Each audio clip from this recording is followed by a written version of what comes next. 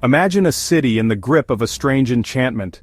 It is July 1518, and the streets of Strasbourg, a bustling city in what is now France, are alive with an unsettling spectacle. People are dancing. They are not dancing for joy or celebration, but in a frenzied, uncontrollable state. This is not a joyous festival, it is a plague of bizarre proportions, a dance with death. The image is stark. Men and women, their faces contorted with exertion and confusion, move with a desperate energy. Their feet bleed, their bodies ache, but still, they dance. The music, if you can call it that, is the frantic beat of their own hearts, a terrifying rhythm that echoes through the cobblestone streets.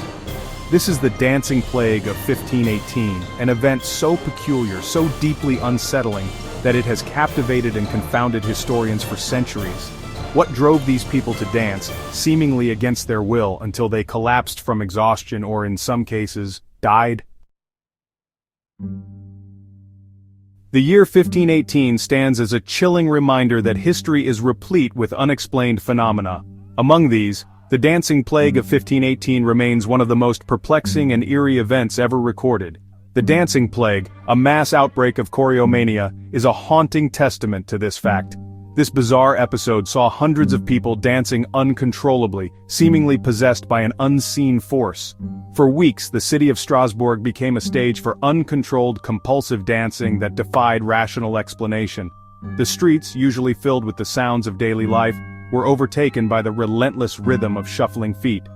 The event began simply enough, with a single woman, Frau Trophea, succumbing to an irresistible urge to dance.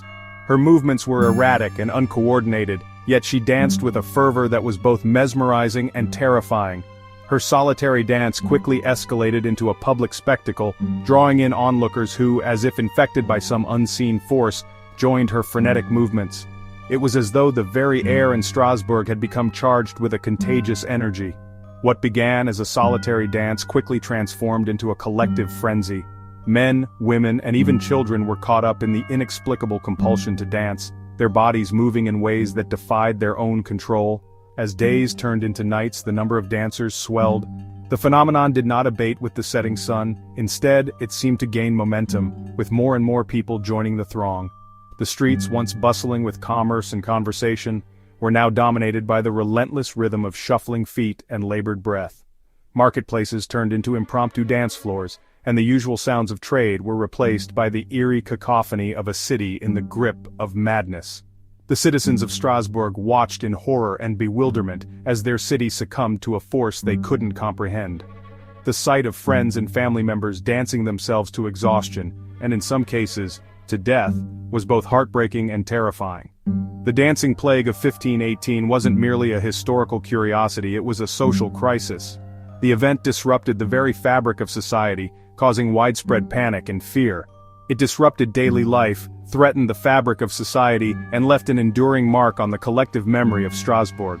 The city's normal routines were upended, and the social order was thrown into chaos. In the following sections we will delve into the heart of this enigma, exploring the theories and suppositions that attempt to explain this bizarre episode. From ergot poisoning to mass hysteria, we will examine the various explanations that have been proposed over the centuries. The city authorities of Strasbourg were entirely unprepared for the crisis that had befallen them. The sight of their citizens dancing with such manic energy day and night was as perplexing as it was terrifying. The initial reaction was one of confusion, giving way to a growing sense of alarm as the situation spiraled out of control. Physicians, summoned to assess the situation, were baffled. They could find no physical cause for the relentless dancing, no trace of poison or disease that could explain the bizarre behavior gripping the city. Theories were proffered and discarded. Mass hysteria, demonic possession, even the wrath of God were considered as possible explanations. Desperate to restore order, the city officials enacted various measures. They hired musicians to provide a steady beat, believing that organized music might somehow soothe the afflicted. They constructed a wooden stage, hoping to contain the dancers and prevent the fever from spreading further. These efforts, however, proved futile. The dancing continued unabated, the plague spreading with alarming speed. The city of Strasbourg, once a beacon of prosperity and order, was now held captive to a force it could neither understand nor control.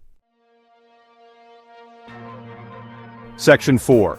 unraveling the mystery theories and speculations. The dancing plague of 1518 continues to fascinate and frustrate historians to this day. This bizarre event where hundreds of people danced uncontrollably for days, even weeks, has left a lasting mark on the annals of history. While no single explanation has been universally accepted, several theories attempt to shed light on this baffling phenomenon. Scholars have pored over historical records, trying to piece together the puzzle from the fragments left behind. These theories range from the social and psychological to the environmental, each offering a different lens through which to view the events of that summer. The diversity of these theories highlights the complexity of the human condition and the myriad factors that can influence behavior. One prominent theory suggests that the dancing plague was a manifestation of mass psychogenic illness, also known as mass hysteria.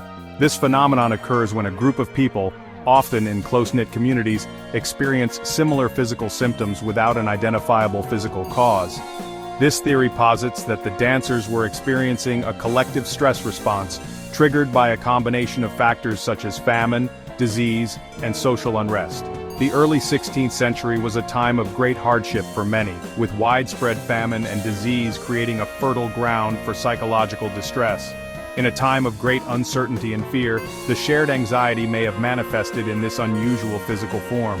The intense stress and fear experienced by the townspeople could have led to a collective breakdown, resulting in the uncontrollable dancing.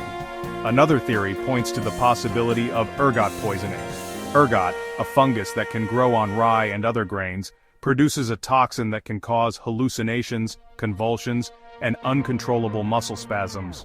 Ergot poisoning, also known as St. Anthony's fire, has been documented throughout history as causing severe physical and psychological symptoms. It's plausible that the dancers in Strasbourg were unknowingly consuming contaminated bread, leading to their bizarre behavior.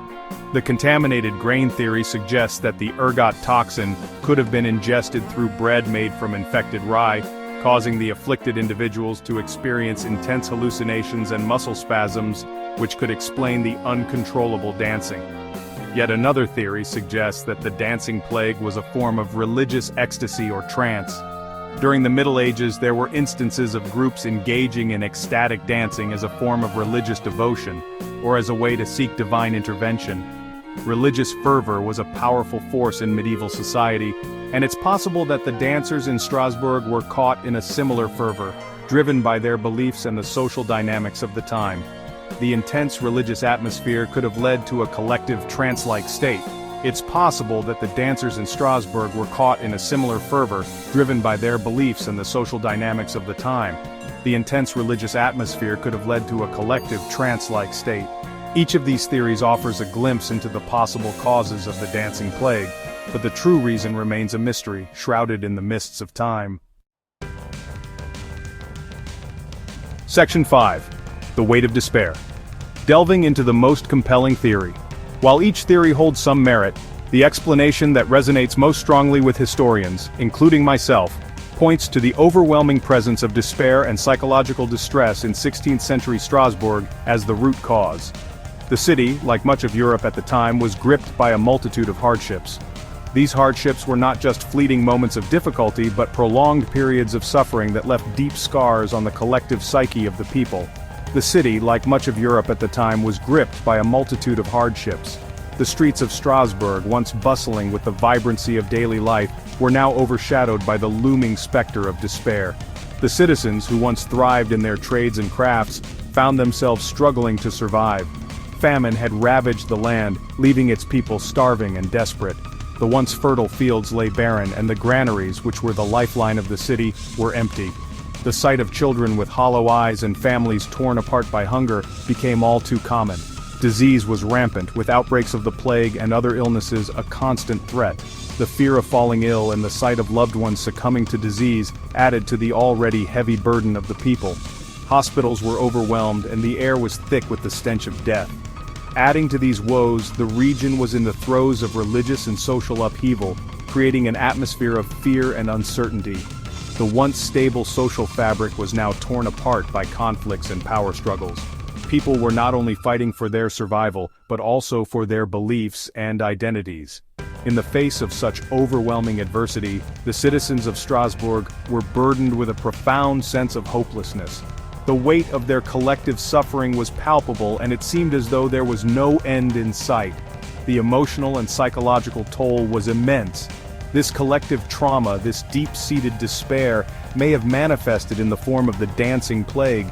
It was as if the pent-up emotions and the unbearable stress found an outlet in the most unexpected way. The dance, though seemingly joyous, was a cry for help, a manifestation of their inner turmoil. It was as if their bodies, unable to bear the weight of their emotional anguish, found an outlet in the uncontrolled movements of the dance. The dance became a physical manifestation of their psychological pain, a way to release the pent-up energy that had no other escape. This theory, while not definitive, offers the most comprehensive explanation for the events of 1518. It provides a lens through which we can understand the complex interplay of factors that led to this bizarre phenomenon. It acknowledges the complex interplay of social, psychological, and environmental factors that converged upon Strasbourg, creating a perfect storm for a mass psychogenic illness to take hold. By examining these elements, we gain a deeper understanding of the human condition and the ways in which extreme stress can manifest in unexpected and sometimes tragic ways.